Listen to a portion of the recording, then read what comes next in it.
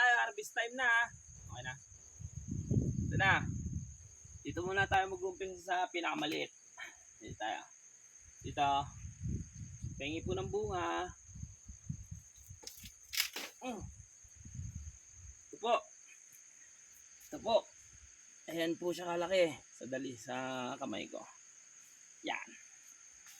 Susundan po natin ng dito. Itong tatlong to. Ito.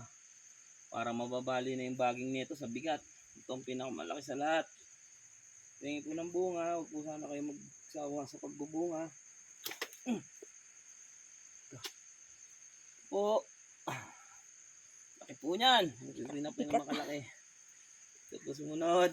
Ang bigat. Ito po sumunod. Ito po ay biyaya lang sa amin. Hindi, kadalasan lang po kayo pupunta dito pero pagbalik namin, may mga bunga na po siya. Ito po.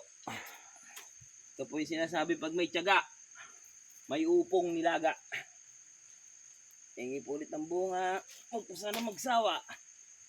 Ayan po. Ayan. Tingnan niyo po. Ito po, may mga patola pa po tayo dito. Patola.